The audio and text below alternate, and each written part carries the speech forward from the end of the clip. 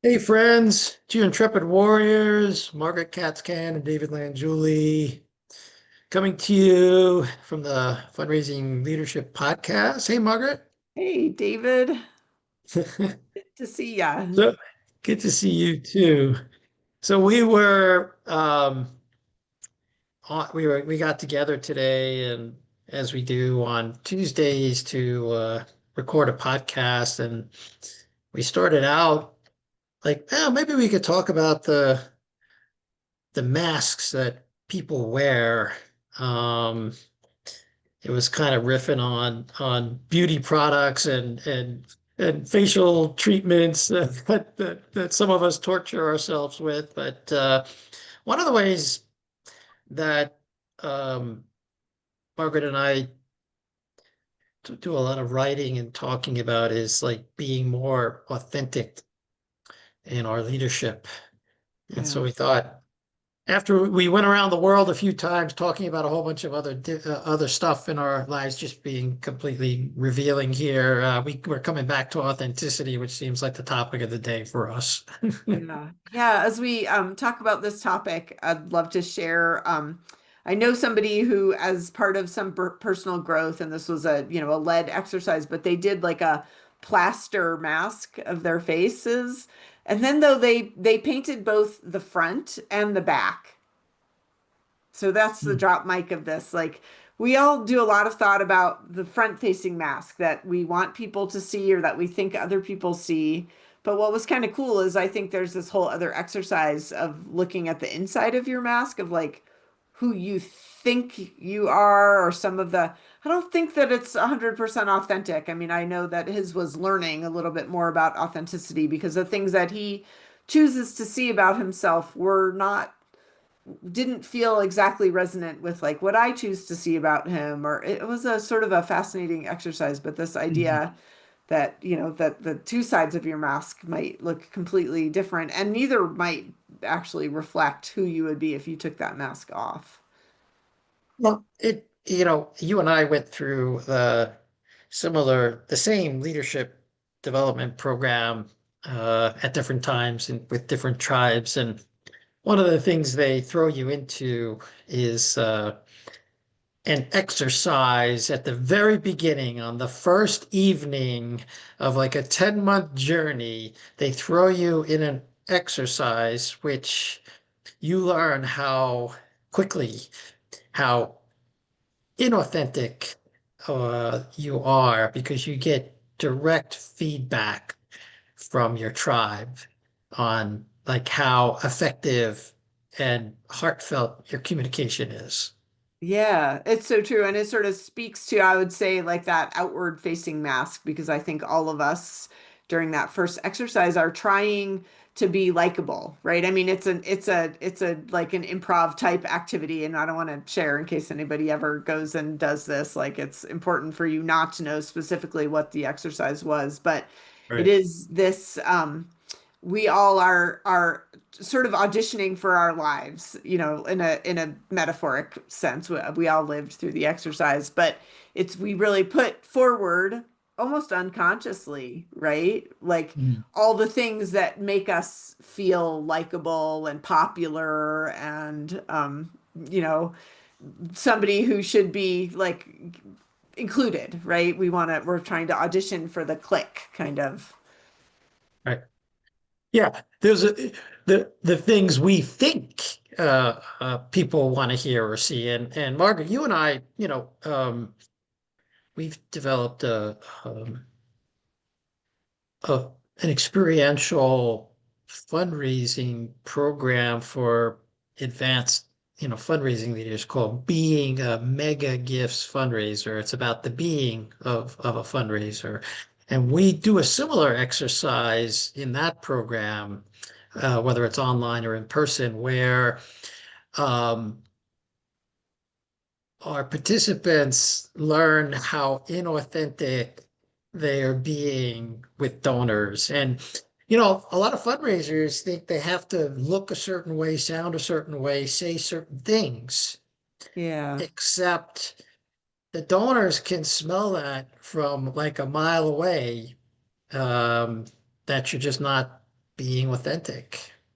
Yeah, it's such a fascinating because being inauthentic, it sounds like such an insult, right? Like nobody sets out to try to be Oh, inauthentic. And I think, kind of the point of this and the point of our exercise and mega gifts fundraising is we're just taught, right? Like we're taught directly from teachers and parents and, like what characteristics have us put our, and I'm doing this in quotes if you're just listening, but like your best foot forwards, like be sunny or be this or be, sound smart, make sure everybody knows you are smart or like, we get these narratives running in our heads and then we try to be those things and it really right. lands as like this isn't it's not who you are, but it's like it doesn't have to be the first thing that people know about you. Yeah, one of my least loved phrases in the personal development lexicon, fake it till you make it. Yeah, right. I think that's like probably the worst advice you could follow. It's not great. It's not great If you advice. fake it, it should be if you fake it, you won't make it. Yeah, it's true. Maybe we should change that, David. I think we should I get a think we're onto something here. for sure. Yeah, but You again, know? these words like fake and inauthentic, like what we actually do is so subtle. I mean, I'm not going to say nobody, there are people, but most of us, we don't go out and meet new people and decide like I'm going to do things that have everybody else barf, right? Like that's not what we're looking for.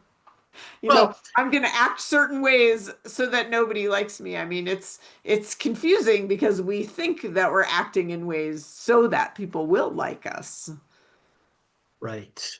Or we get conditioned um in certain ways to fit in. So that is, survival strategy. Middle school If you're survival of the fittest, right? yeah, of the survival of those who fit in. Yeah, Yeah, exactly. the fittest innest. We're just changing all the phrases, Margaret, here today. No, I remember we did some, probably you in the audience have done assessments like Myers-Briggs or DISC. In fact, Margaret and I are both certified DISC practitioners. It's a behavioral assessment we use with clients. Or some other uh, assessment that you've taken. Strength finders as another one, right? Yeah, These are all very helpful. But Margaret and I in our leadership program had a very unique kind of um, shaping system assessment of our sort of our impact as leaders, like yeah, our the impact that we have, just how we show up.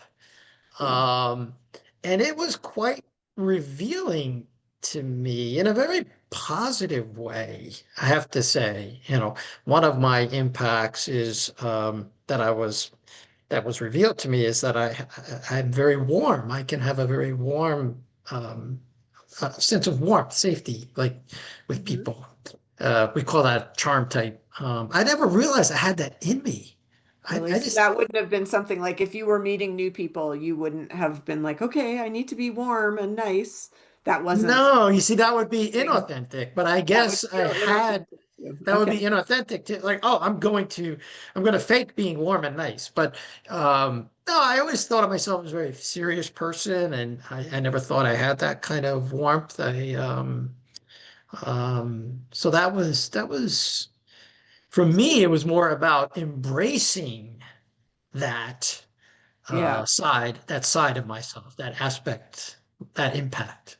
Yeah. Yeah, and I'm gonna circle back to that in a moment, but I'm super curious, like if you had painted a mask for yourself or magic markered, like you weren't trying to be warm or you were, but you thought that it was fake. Like what qualities, if you could have stood outside of a dinner party, and thought, okay, I need to be these three things to sing for my supper here, or they're gonna kick me out. Yeah, Like what I, would have I been? would say serious would have, Uh-huh. however you would paint color serious, Yeah. like um it was always very I've always been direct and candid.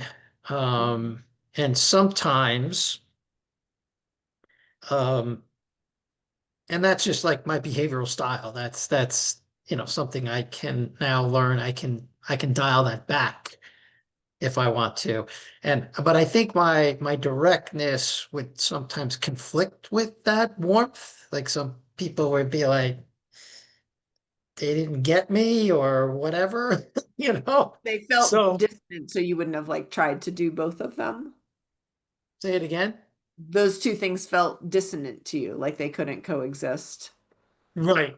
Like Okay. to me, I had conflated being serious and direct, Right. kind Okay. of and so my outward appearance, if I were to paint it, uh would have been serious, direct, and uh um smart, I guess, in certain realms.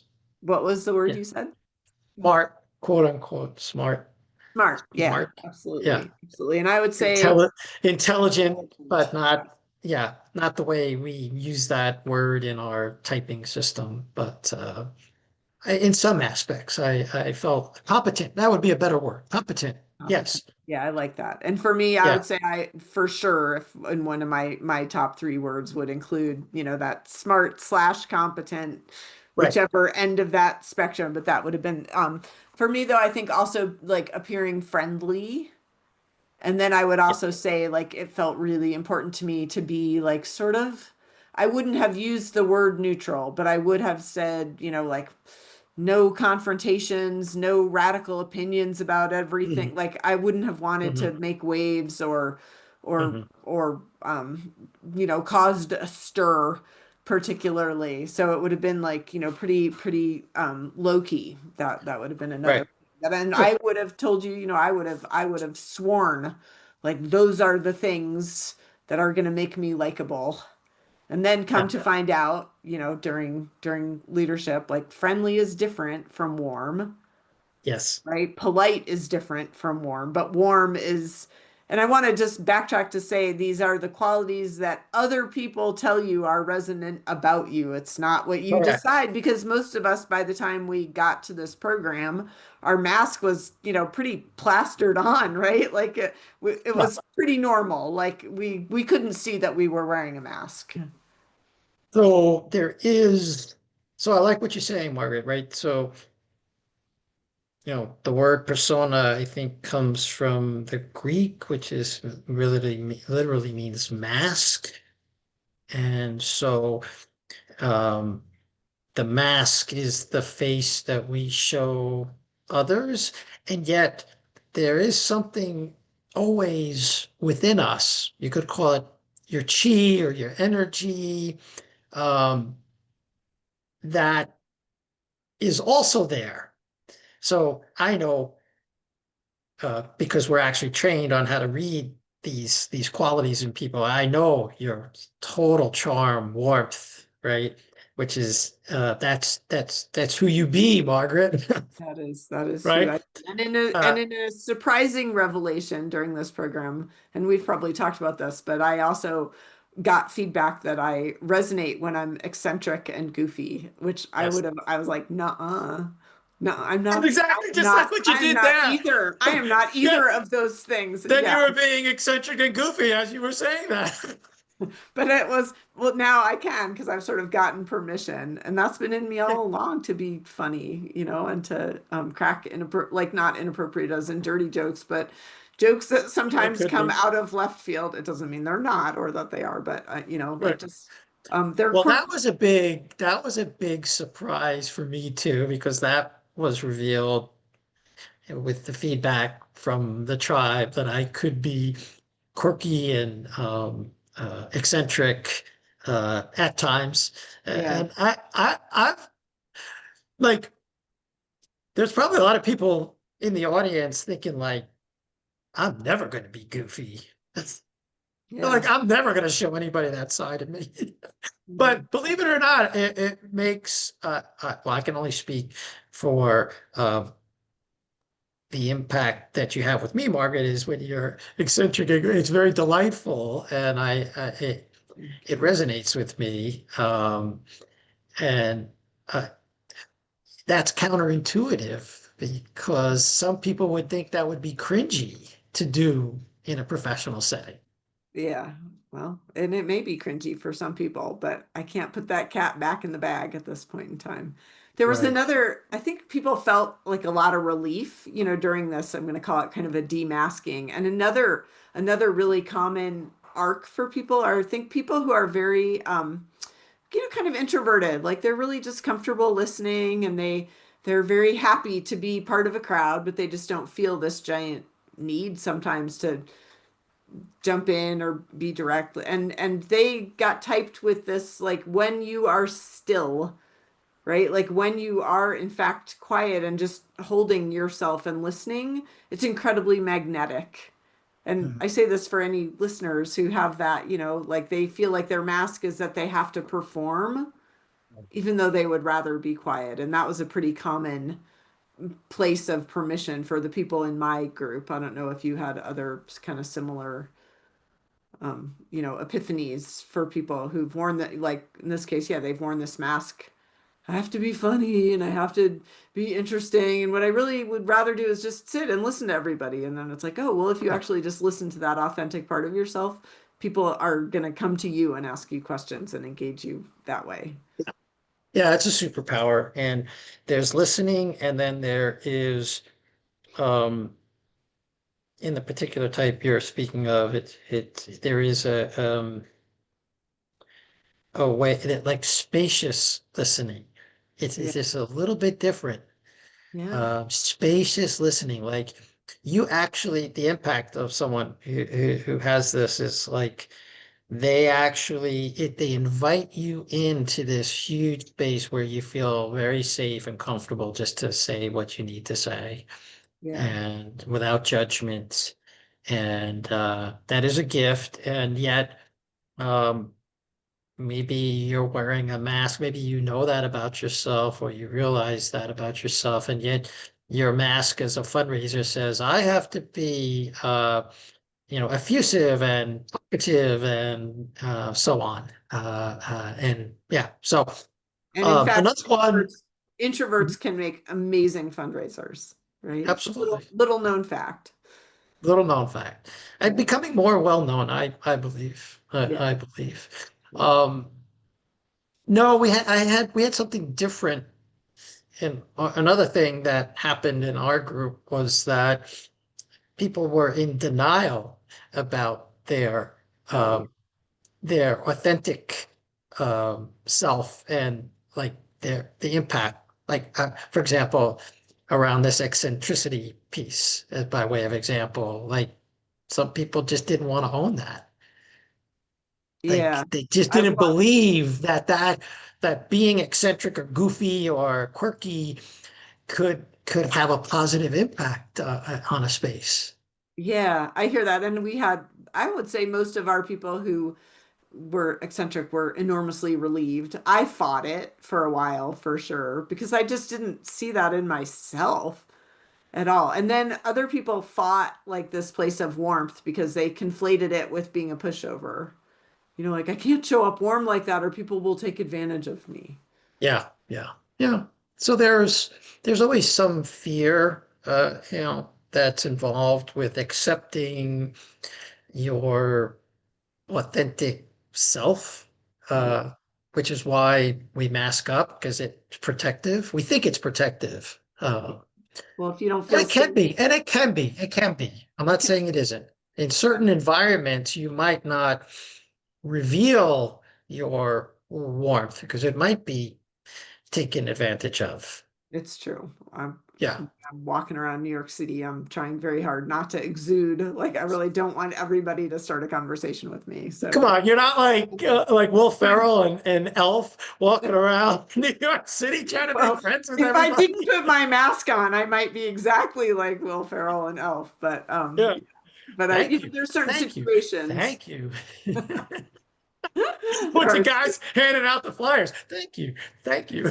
thank you. Yeah, I'm like, don't touch me. Don't hand me that. Yeah, I don't want Right. that. Right. Yeah. Yeah, so this is just a little invitation today. to reflect on who you are, like at your heart, like who you maybe are at, who you are at home, for example, might be very, and what comes out and how you show up with your family, because it's a very safe space, and maybe you let yourself, you know, um, own some of these qualities, and you're a very different person at work. By the way, energetically, that's a very hard way to live. Yeah, it really takes a chunk of flesh Yeah, to it adapt does. a ton every day. So yeah, I Yeah. think like step one is just to reflect maybe on, I don't know, who did you feel like you had to be? Maybe in your first job, like to get, because I think for many of us going into an office like early on, we feel like we have to adapt so enormously to kind of fit in or be appropriate or all of those kinds of things. So it's like really an inquiry to yourself, what are the places that, not the places you had to change, but who did you feel like you had to be to succeed early on? Right? Like for both of us, for you, David, and for me, gosh, feeling competent and smart, like that felt urgently important, both from the jobs, Well, my first in jobs. certain environments where I worked, that was, that was if It you didn't was. have that, You weren't even you were making not that up, right? Like that was true. exactly. Yeah. No, it's like you had to be that way, otherwise you weren't going to be taken seriously, right? There's that word again. Yeah. Yeah. Out of I the was seriously wanting to be taken seriously. okay, very seriously. Yeah. You gotta take me very seriously because I'm a serious guy. Yeah. Yeah. Well, I've Hey, but acted a here lot. in the moment, I got something we could offer. I just gonna just came to me. If you're out there in the audience and you want Margaret and you want to come on a video call with Margaret and me, we'll type you and Yeah, we'll help you.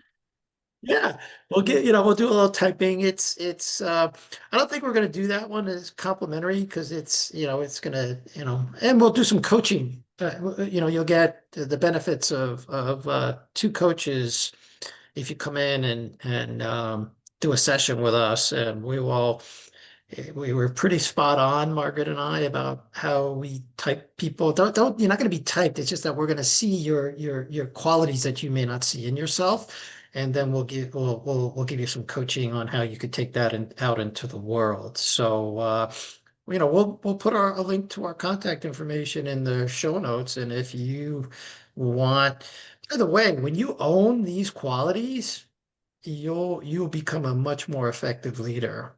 It's just that's what happens. Yeah. So if you're interested in this, or you have an interest in doing this for your team, just reach out to us and we can arrange something. Yeah.